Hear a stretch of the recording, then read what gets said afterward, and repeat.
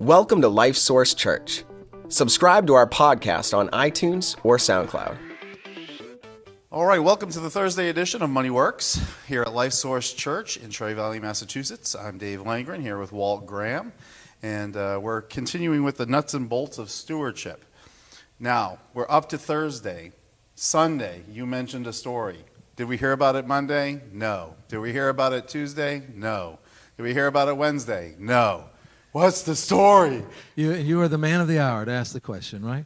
Yeah. So what I was mentioning, we had the circle up there, with trying to be faithful stewards and working our way through that, and I talked about how sometimes we might feel a tension between those things, like living expenses, right? I need to pay the living expenses, and yet an opportunity has come along to make a kingdom investment. And so what do I do? How do I handle that? And I said that it may be that sometimes God will actually lead us to, instead of spending the money on living expenses, to make a kingdom investment with us. And the story is this, that my wife and I, years ago, when we didn't have a lot of money, and we were, trying to bump into the savings area of that circle, we just felt really burdened. There was a family connected with our church who was just in severe need, really difficult, and God put it in our heart to take what for us was a lot of money out of our grocery, but it was $40. Okay, now doesn't seem like a lot, I know today. $40 bought some groceries. Right. And so but we just really felt burdened about it. So we took $40 and we put it in a card, and we went over to the house and visited this family and talked to them, encouraged them, and then gave them the card and left. And so, act of faith. I mean, we weren't going to starve, but nonetheless, this blew our budget that week for groceries. Things are tight. And so, went to bed that night, but feeling confident that we had done what God wanted us to do. Glad we could help, And the next morning, I got up and I went out to leave for work, and in the front seat of my car was a big grocery bag, and I pulled out. I started looking through it, and it was all Thomas's. Yeah, Thomas is like Thomas's English muffin, Thomas's bread products, whatever. Somebody had apparently gone by a Thomas outlet and had picked up a bunch of stuff, and they left it in my car. I kind of guessed who it was, but I didn't know for sure who it was. So I brought it in, and we were able to put the stuff in the freezer and have it last. But we actually kind of totaled up what the value of it was, and there were about $40 worth of Thomas's bread products in that thing. And so what encouragement it was to us that we had trusted God, right? We had taken out of our grocery money and given it away. And God, the very next day, gave back to us something of equal value. So it just reinforced that we could trust God with that. So that's my story. That's cool. Just one of lots of stories, but that was the one I mentioned on Sunday. No, that's cool stuff. I know one thing that I've kind of caught, as we've been listening over this week, everybody really connected with the graphic, like the stages and kind of where you go. I think one area that I would probably challenge people on is that second one, living expenses. I think some people can think, my living expenses just prevent me. What would you say to somebody who's like, boy, I'm just stuck at number 2 there, and what do I do? Well, okay, so obviously we want to acknowledge that there are some people, because they really don't have much income, right? Mm-hmm. Because of the circumstances in life or whatever, single moms, setbacks, whatever. So we get that. Some people really can't get beyond that at this point. Mm-hmm. However, and this is, I think, what you're talking about, lots of times people, what they think their living expenses are is way above what they really have to be. Mm-hmm. The reality is if we find ourselves stuck there, maybe we're given the tithe and a little bit offering, and then we living expenses, and we never have anything left. Mm-hmm. We really ought to look at those living expenses and start to say, what's going on here? It's hard in our society to think about this, but if somebody might be looking and saying, well, I'm paying $1,200 for rent. Mm-hmm. Well, maybe there's a place you could find for $1,000. Mm-hmm. But that is, you start praying to God. Mm-hmm. God, I want to be able to do more than this. Mm-hmm. And that's where my heart is. And lead me in this. Help us to find a place. Or sometimes there's a way to cut down on groceries, right? Expenses. Sometimes I think we need to just really be honest and look and say, maybe this pair of shoes will last me another year instead of having to buy. Now, I know we just stepped on some people who love to buy shoes, picking on them, right? Maybe it's I don't need another bow to go hunting, right?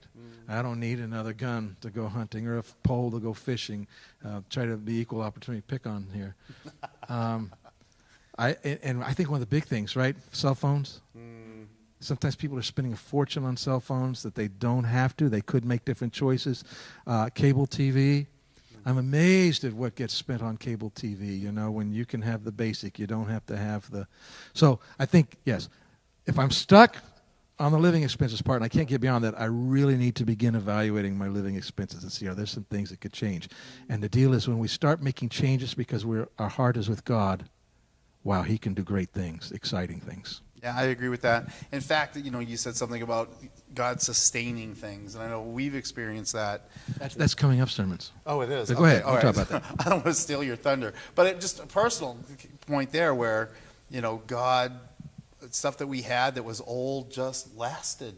One story there is we had a microwave that I had before we were married, and we all want the one that's over the stove because that's the thing. And, we committed, until this one dies. Wrong commitment. But the thing lived on forever. I bought it used, and we had it for 14, 15 years, and the thing wouldn't die. And so finally we bought a house that had one over it so we could give that one away to somebody. Is it still running somewhere? I wonder. It possibly is. I don't know, but it's pretty incredible. You and I have way too much fun doing this, don't we? I know. We like to talk, I think. It's the problem. All right, so with that, going kind of back to that diagram, because I think that had some impact there. Started off with giving, living expenses, saving for the future. What did you mean there specifically? Well, really, I had in mind two things. Okay, one is what would I call an emergency fund. Right. It's saving it up, like when you're really in debt, trying to get out. That's the suggested amount is like $1,000. That way, if you blow a tire or the refrigerator breaks, you can replace it without going into debt. Right. But then after that, working toward where you can have 3 months, 6 months of basic living expenses, right? And that might take you years to do that, but working toward that. So if all of a sudden you lose a job, it's not time to panic, right? You have time, and God has already provided for you how to keep going. But then the other idea is preparing for retirement. And, I know some people, they have pensions, they have 401ks, they have whatever they might have. And I'm not saying to save up to be rich, but I think it's just setting something aside so that when the day comes, you are able to continue functioning. Now, here's the deal. When it comes to savings, we know the way things work. You could wake up the next morning and find out it's all gone. And so having this savings is not about trusting in the savings. We always got to trust in God. And we're trusting God either to enable us to save for these things, or if we're not able to save for these things, then we're trusting Him that He's going to provide some other way. But those two main ideas, emergency fund and long-term retirement kinds of savings. Although, I think we probably ought not to think about retiring so much as just changing what we do and actually serving God more. But I think, what you say there really brings me to remember, when we're mindful, when we're stewarding our money on the front end, we are helping ourselves steward the money on the back end. Right, yeah. Because we're going to have to learn how to live within a certain budget, at that time. Because you can't just work extra money, or work extra hours and get extra money. Retired. Because you're retired. Exactly. It's like you've got a set amount coming in, and that's what you have to deal with. Would you say that a lot of people who are just either they're fresh out of the house or they're newly married and setting up house, do you think they struggle with being used to a certain lifestyle and then moving into that and trying to match that? Yeah, for sure, right? I think, we grow up in our parents' household, and when we graduate, head out on our own, we try to then move out and have the same lifestyle that our parents have. But it took our parents 20, 30 years to get there. Exactly. And we think that's where we need to start. And so we need to be much more realistically, live in a small place, save money, get ahead. And really what we want to say is, God, what's this money for, right? If they can start from the very beginning, God, what's this money for? My heart is to use it to honor you. They'll make much better decisions. And we really do need to get used to not living so luxurious. If you can, great. But it's not important. it doesn't matter. Honoring God with our money matters. True. Well, let's see, just before we sign off, because I know we tend to go long, but just with the whole nuts and bolts element, I think that is so mindful. You brought up some key elements, I think, that were good. Even with turning the water off or shutting the lights off. I mean, it's those little things that can add up. It's planning your shopping where maybe you shop once a week instead of going to the store daily. I mean, that saves fuel and things like that. So it is little things. What did you find, kind of, if you can think back, not that you're that old, but I mean, just if you think back, if you can remember, what were some of the little things that seemed to have a bigger impact long-term for you, budgetarily? Boy, I wish my wife was here to help with that. I would really say that even though we over the years, we've had debt off and on, what I would call consumer debt off and on. I think the biggest thing for us was finally turn the corner and say, we're not going to do that. And that meant we just had to wait. We had to wait on certain things, just not doing it. And boy, does that begin to free up things, because rather than having to, you've already spent your money before it even shows up, now you're in a position where you're able to maybe even save for something. So I want to say, little things like turning off the water, turning off the lights, even planning your shopping, sometimes doesn't save a lot of dollars. But I tell you what it does is it changes what's important to you. Because and you're not stressing over the water, but what you're saying is, we want to be able to do something for the kingdom of God. And when you start making choices like that, God honors those choices. And you might save $2 a month by turning the water off while you're brushing your teeth, and another $1 by turning the lights off when you leave the room. But when God sees your heart, he can bring $100 or $1,000 or a new job or whatever, because your heart is in the right place. Absolutely, and I think that is the perfect place to end our today.